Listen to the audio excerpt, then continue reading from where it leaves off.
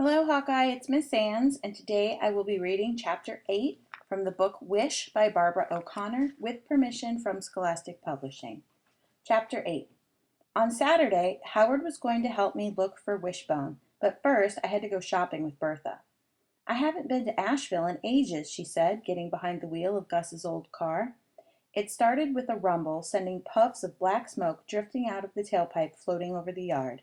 As we wound our way down the mountain and onto the highway, Bertha chattered nonstop. She told me about the time she and Gus went camping and a baby bear got into their cooler and stole their hot dogs. Can you believe that? She said. A bear eating hot dogs. She talked about how she hated snakes and how when a tiny brown garter snake got in the house once, she stayed with her friend Jolene for nearly a week until Gus swore on the Bible that it was gone. And she could hardly stop laughing long enough to tell me about the time some guy named Arthur Kruger got drunk and lost his false teeth at the church picnic. I didn't even want to think about where those teeth would turn up, she said, wiping her eyes. I didn't eat any more potato salad after that, that's for sure. Finally, I figured I'd have to interrupt her, so I did. But what about you and Mama? I asked. What do you mean? Tell me something about y'all. Oh, well, let's see now. I waited, watching her face, seeing her searching for just the right thing to tell me. When I was about 10, she said, so let's see, Carla would have been about 7. We spent the whole summer making yarn bracelets and selling to sell so we could buy fish for an aquarium our uncle gave us. Yarn bracelets? I wondered how come Mama never showed me how to make yarn bracelets. Then, Bertha went on, this mean boy who lived across the street from us threw every one of those bracelets up into the hickory nut tree in our front yard, way up in the branches so we couldn't get them down. She shook her head. Isn't that so mean? What did y'all do? Well, that's why I'm telling you this story, 'cause it's just so like Carla, she said. She stomped over to the boy and bit him on the hand so hard he hollered like she had cut his hand off with a butcher knife. Then he ran home crying while she hollered cuss words at him. Bertha chuckled. That girl had some kind of temper, she said. A temper? Maybe I didn't get my temper from Scrappy after all. Maybe I got my temper from Mama. I hesitated, but then I decided to just go for it. How come you all stopped seeing each other? I asked, hoping maybe this time she'd give me a better answer than she had before.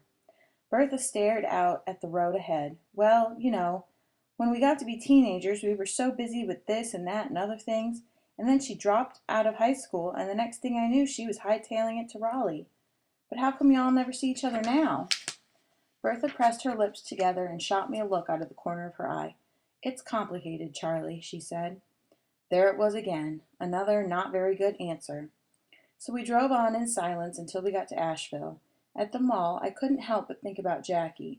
She and I used to spend all day at the mall, wandering from store to store, trying on crop tops and mini skirts that we were never allowed to have, picking out earrings we would buy if our ears were pierced, spritzing fancy perfume on each other from the samples at the cosmetics counter. Let's go to Sears and look for Sunday school dresses, Bertha said. So we went shopping all morning, and by the time we headed back to Colby, I had 2 new dresses and a lavender cardigan sweater. Bertha thought one of the dresses might be too short for church, but she bought it anyway. When we got home, Howard was sitting in a lawn chair by the garden watching Gus doing some repairs to the fence. Hey there, Bertha called. Howard walked his up-down walk over to the car as I was getting my shopping bags out of the back seat. Hey, he said to Bertha. Then he turned to me and said, I drew a map. What for? To help us look for Wishbone. He took a piece of folded up notebook paper out of his pocket to show me. I figured we could mark the places we look and it will help us keep track. I shrugged. Okay. Bertha reached for the shopping bags. I'll take those inside, she said. Then me and Howard headed off toward the road, peering into tangled shrubs and squinting into the dark woods along the way. Howard thought we should check the path where he had seen him yesterday. I bet he hangs out there a lot, he said. Maybe. I pushed some tall weeds aside and jumped over the shallow ditch that ran along the edge of the road. But Gus said he's liable to be anywhere, I added. We looked and looked, climbing over fallen trees and pushing through prickly vines, but after a while we were hot and tired and hadn't seen a single sign of Wishbone. So Howard whipped out his map and stubbly pencil and marked the places we had looked, and we decided to call it a day. The next day I marched into Sunday school in my new dress and plopped right down next to Audrey. I said hey, but she acted like I was invisible. I guess she forgot I was part of her church family. First, we had to play the Bible detective game again, and Howard added to his collection of Bible books. I couldn't get over all the stuff he knew about the Bible. What was Moses' brother's name?